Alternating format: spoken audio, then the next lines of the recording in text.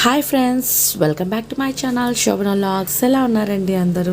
ఈరోజు మీ అందరికీ కూడా నేను అయితే చూపించాలనుకున్నాను అండి. ఇది చెన్నైలో ఉంది, శివాలయం అనమాట. ఈ టెంపుల్ నేమ్ వచ్చేసి శ్రీ భరద్వాజేశ్వర టెంపుల్ అంటారు. నేను ఇప్పుడు దక్షిణం వైపు ఉన్నాను అనమాట. ఈ గోపురం వచ్చేసి రెండు వైపులా ఉన్నాయండి గోపురాలు. ఇప్పుడు నేను వచ్చేసి ఇది దక్షిణం వైపున గోపురం చూపిస్తున్నాను, అంటే సౌత్ సైడ్ ఉండేది. ఇప్పుడు మనం లోపలికి వెళ్ళేసి ఈ టెంపుల్ అంతా వ్యూ ఒకసారి చూసేద్దామండి. ఎలా ఉందో మీ అందరికీ చూపిస్తాను. చాలా ప్రశాంతంగా, చాలా అందంగా ఉంటుందన్నమాట టెంపుల్.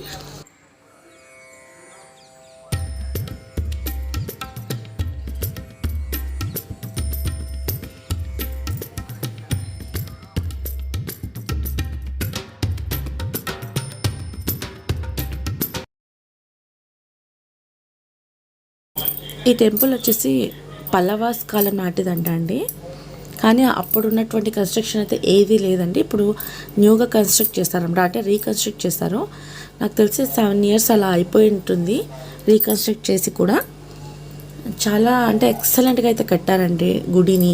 ఇక్కడ ఉన్నటువంటి శిల్పకళ కావచ్చు, చాలా అద్భుతంగా అయితే అనిపిస్తుంది. మనం చూస్తున్నాం ఇప్పుడు అలంకార మండపం అంటారండి. మనం చూస్తున్నది అలంకార మండపం దగ్గర ఉన్నాం ఇప్పుడు. చాలా డిఫరెంట్గా అనిపిస్తుంది అండి. ఇక్కడ చూడండి, చిన్న చిన్న బొమ్మలు, అంటే సింహాల పైన స్తంభాలు అయితే ఉన్నాయి మనకి ఇక్కడ. ఈ టెంపుల్ వచ్చేసి తొండై మండలంలోని 24 కోటాలలో, అంటే డివిజన్లో ఒకటంట అండి ఈ టెంపుల్. మనం ఈ టెంపుల్లో వ్యూ చూసినట్టయితే అండి, మేము ఇక్కడ గణపతి చూస్తున్నామండి. భక్త గణపతి అని పిలుస్తారు ఇక్కడ. అలాగే సుబ్రహ్మణ్య స్వామి, వల్లి దేవసేన వేద, సుబ్రహ్మణ్య రామనాథర్, అలాగే చండికేశ్వరర్, మణి మండపం, ఇక్కడ భరద్వాజేశ్వరర్ అంటే శివుడే అండి.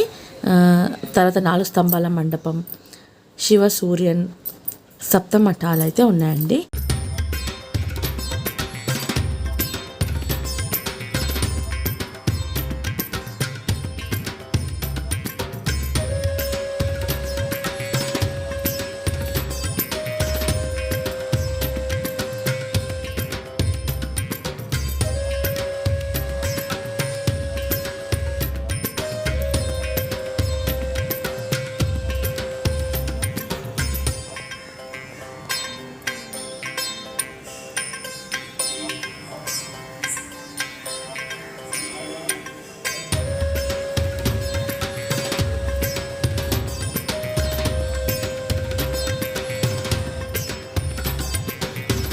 మనం ఇక్కడ కాంపౌండ్ వాల్ చూడొచ్చండి. ఈ పెద్ద కాంపౌండ్ వాల్ పైన ఒక 8 యంత్ర రూపంలో అష్టదిక్కుల బలగాలు అయితే ఉన్నారండి.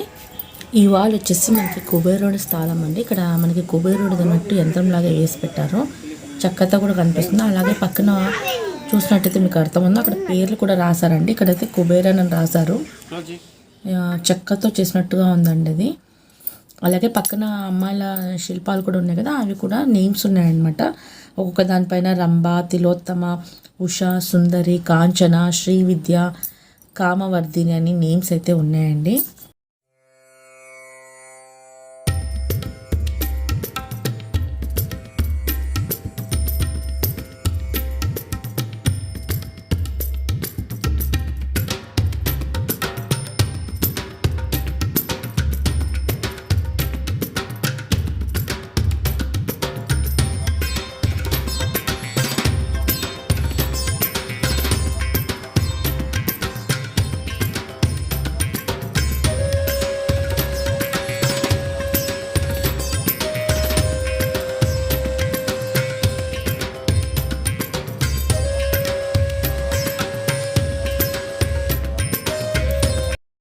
ఈ టెంపుల్కి నేను 2 ద్వారాలు ఉన్నాయన్నాను కదండి. ఇది తూర్పు వైపు అనమాట.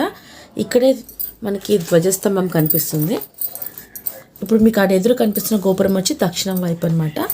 ఇప్పుడు కనిపిస్తున్న ద్వారం మెయిన్ ఎంట్రన్స్లోకి వెళ్ళినట్టయితే ఇక్కడ టెంపుల్ ఉందన్నమాట. లోపల మనం గర్భాలయంలో చూసినట్టయితే అర్ధమండపం, మహామండపం అని ఉంటాయండి. మనం లోపల శివుడు అలాగే అమ్మవారు ఉంటారు. పైన కూడా చూడండి ఎంత అందమైన పెయింటింగ్స్తో చాలా అందంగా అయితే ఉందండి. కలర్ఫుల్గా కూడా ఉంది. మనం లోపల చెప్పాం కదండి, అర్ధమండపం, మహామండపం అని. ఒక సైడ్ శివుడు, ఇంకో సైడ్ మనకి అమ్మవారు కనిపిస్తారు.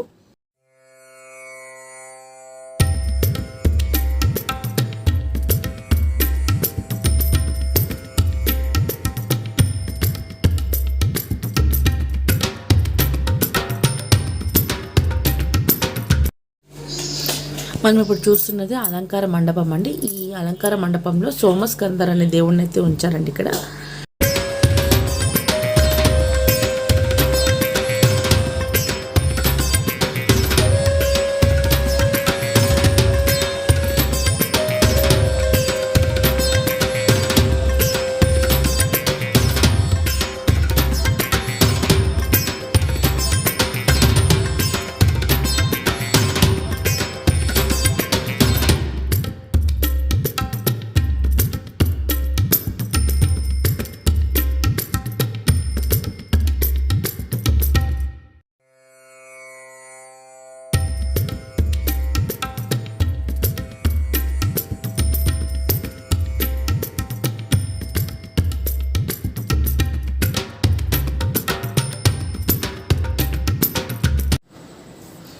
మనం ఈ గోపురంపై ఉన్నటువంటి దక్షిణామూర్తిని, ఇంకోవైపు విష్ణువుని, ఇంకో వైపు బ్రహ్మదేవుని కూడా మనం చూడొచ్చండి ఈ గోపురం పైన.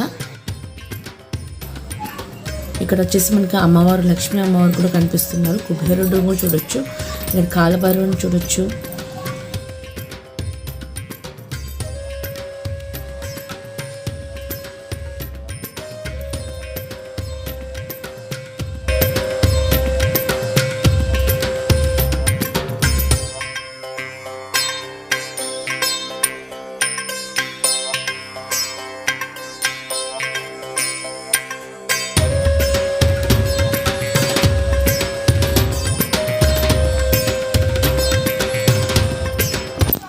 ఈ ఆలయంలో మనం గోశాల కూడా చూడొచ్చండి.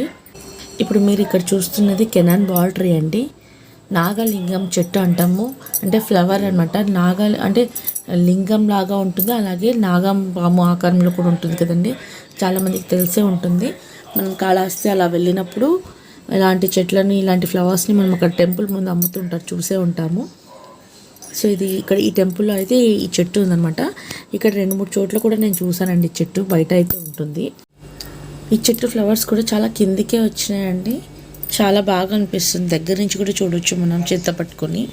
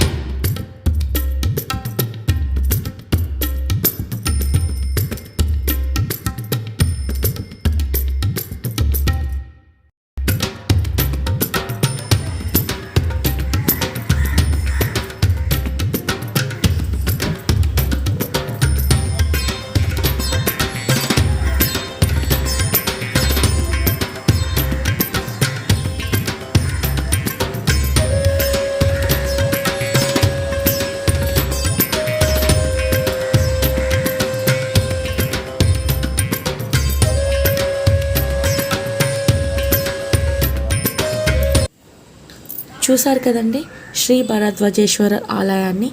మీకు ఎలా అనిపించింది? నచ్చిందా? వ్యూ మీకు నచ్చినట్టయితే కమెంట్లో ఎలా ఉందో చెప్పండి. అలాగే నా వీడియో మీకు నచ్చినట్టయితే లైక్ చేసి సపోర్ట్ చేయండి. మరో మంచి వీడియోతో మీ ముందుకు వస్తాను. అంతవరకు సెలవు. Thanks for watching.